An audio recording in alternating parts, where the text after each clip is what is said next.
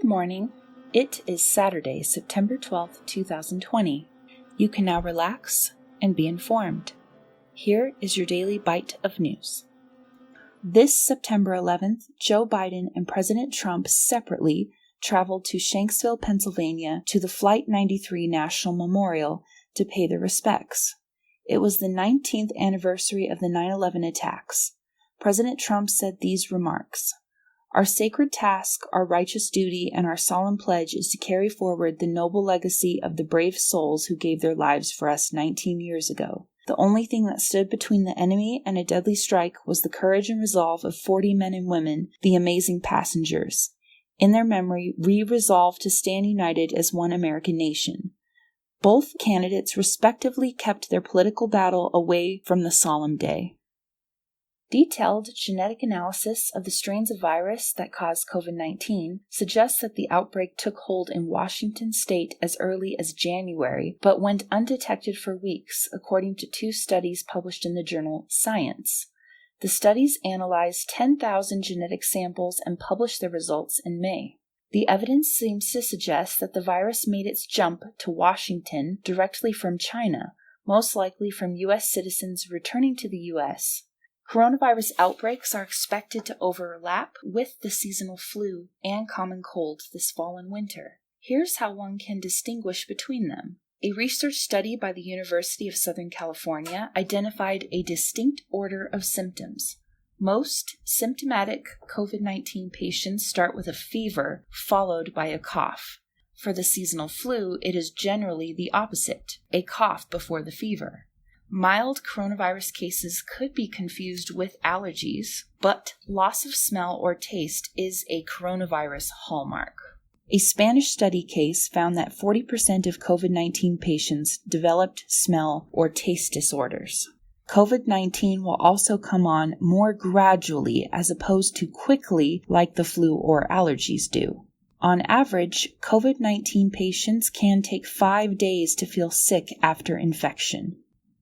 Authorities in southern Oregon charged a 41-year-old man named Michael Jarrod Bakkela with starting part of one of Oregon's most destructive fires, where he lit a small fire in a town called Phoenix just as the town was being evacuated in front of a larger blaze moving toward it. The fire that moved through the area destroyed around 500 homes and 100 businesses. Most of the fires raging across the coastal states are determined to be caused naturally by intense heat, dry brush, and lightning strikes. Yet false rumors and tales that Antifa terrorist groups are purposely starting the devastating fires in order to create panic and allow for the looting of homes is causing paranoid residents to ignore evacuation warnings and remain in their homes.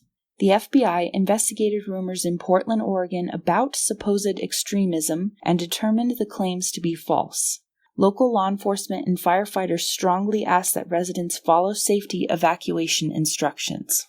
The coastal state's fire toll is currently at 17 dead, dozens missing, and 5 million acres burned. The good news is that cold weather and precipitation is on its way in. A Repeals court in Florida backtracks a previous 2019 federal judge's ruling that restored Florida ex-felons the right to vote despite having outstanding penalty fees. The court ruled 6-4 to reverse that decision.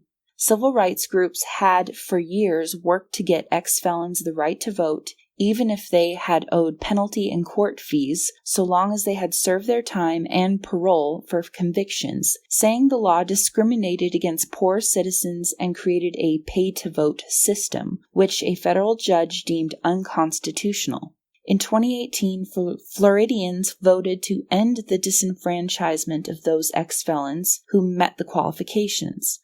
But the recent Repeal court decision now requires felons to pay court fees and fines before registering to vote, just weeks before a very important election. The air in Seattle and San Francisco is so polluted by the fire's smoke along the coast that cities are now opening emergency weather relief centers to homeless people and those who cannot seek shelter inside, so that those people could find relief from the smoky air. The air index quality in Seattle was set at 197, or unhealthy, according to the EPA, and San Francisco was even worse, their number at 228. Temperature checks, mandatory masks are still required in order to use the facilities to still combat COVID-19 threats.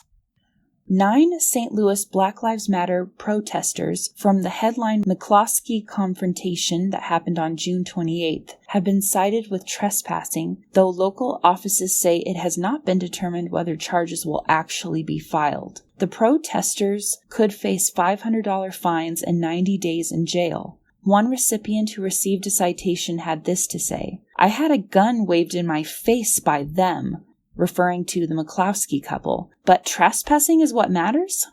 The McCloskey couple, who brandished their guns at 300 protesters who marched in the street in front of their gated community house, have been charged with a felony for unlawful use of a weapon since the incident, but will likely be pardoned by Republican leaders. The couple spoke during the RNC about their Second Amendment rights regarding the incident. No one was hurt or shot during the original McCloskey confrontation by either party.